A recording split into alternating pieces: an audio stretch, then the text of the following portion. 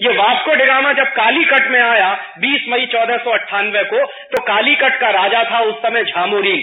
तो झामोरीन के राज्य में जब ये पहुंचा वास्को डिगामा, तो उसने कहा तो मैं तो आपका मेहमान हूं, और हिंदुस्तान के बारे में उसको कहीं से पता चल गया था कि इस देश में अतिथि देवो भव की परंपरा। तो झामोरीन ने बेचारे ने ये अतिथि है ऐसा मान के उसका स्वागत किया। वास्को डिगामा ने कहा कि मुझे आपके राज्य में रहने के लिए कुछ जगह चाहिए, आप मुझे रहने की इजाजत दे दो, परमिशन दे दो। झामोरीन बेचारा सीधा साधा आदमी था, उसने कालीकट में वास्को डिगामा को रहने की इजाजत दे दी। जिस वास्को डिगामा ने झामोरीन के राजा को अतिथि बनाया, उसका आतिथ्य ग्रहण किया, उसके यहाँ रहना शुरू किया, उसी झामोरीन की वास्को डिगामा ने हत्या कराई और हत्या करा के खुद वास्को डिगामा कालीकट का मालिक बना। और कालीकट का मालिक बनने के बाद उसने क्या किया कि समुद्र के किनारे है कालीकट केरल में, वहां से जो जहाज आते जाते थे जिसमें हिंदुस्तानी व्यापारी अपना माल भर भर के साउथ ईस्ट एशिया और अरब के देशों में व्यापार के लिए भेजते थे, उन जहाजों पर टैक्स वसूलने का काम वास्को डिगामा करता था। और अगर कोई जहाज वास्को डिगामा को टैक्स ना दे तो उस जहाज को समुद्र में डुबोने का काम वास्को डिगामा करता था।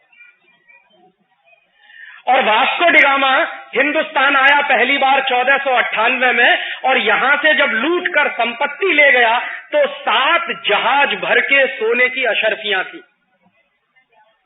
पोर्चुगीज सरकार के जो डॉक्यूमेंट्स हैं वो बताते हैं कि वास्को डिगामा पहली बार जब हिंदुस्तान से गया, लूट कर संपत्ति को लेकर गया, तो 7 जहाज भर के सोने की अशर्फियां। उसके बाद दोबारा फिर आया Vasco da Gama. Vasco da Gama Hindustan में 3 बार आया लगातार लूटने के बाद, चौथी बार भी आता लेकिन मर गया। दूसरी बार आया तो हिंदुस्तान से लूट कर जो ले गया वो करीब 11 से 12 जहाज भर के सोने की अशर्फियां थी।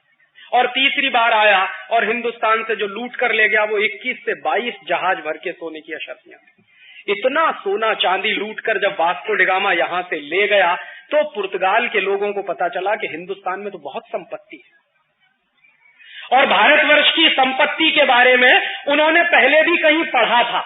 उनको कहीं से ये टेक्स्ट मिल गया था कि भारत एक ऐसा देश है जहां पर महमूद गजनवी नाम का एक व्यक्ति आया, 17 साल बराबर आता रहा, लूटता रहा इस देश को, एक ही मंदिर को, सोमनाथ का मंदिर जो बिरावल में, उस सोमनाथ के मंदिर को महमूद गजनवी नाम का एक व्यक्ति एक वर्ष आया, अरबों खरबों की संपत्ति लेकर चला गया, दूसरे साल आया फिर अरबों खरबों की संपत्ति ले गया, तीसरे साल आया फिर लूट कर ले गया, और 17 साल बराबर वो आता रहा और लूट कर ले जाता रहा। तो वो टैक्स भी उनको मिल गए थे कि एक एक मंदिर में इतनी संपत्ति, इतनी पूंजी है, इतना पैसा है भारतवर्ष में, तो चलो इस देश को लूटा जा। और उस जमाने में एक जानकारी और दे दूं, ये यूरोप वाले और अमेरिका वाले जितना अपने आप को विकसित कहें, सच्चाई ये है कि 14वीं और 15वीं शताब्दी में दुनिया में सबसे ज्यादा गरीबी यूरोप के देशों में थी। खाने पीने को भी कुछ होता नहीं, प्रकृति ने उनको हमारी तरह कुछ भी नहीं दिया, न उनके पास नेचुरल रिसोर्सेज हैं जितने हमारे पास है, न मौसम बहुत अच्छा है, न खेती बहुत अच्छी होती थी, और उद्योगों का तो प्रश्न ही नहीं उठता। 13वीं और 14वीं शताब्दी में तो यूरोप में कोई उद्योग नहीं होता।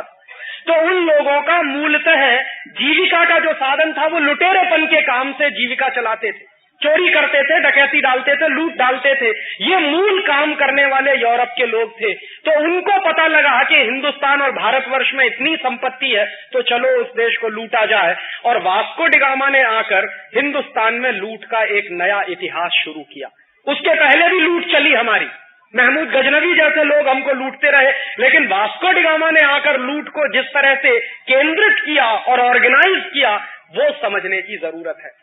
उसके पीछे पीछे क्या हुआ, पुर्तगाली लोग आए, उन्होंने 70-80 वर्षों तक इस देश को खूब जमकर लूटा।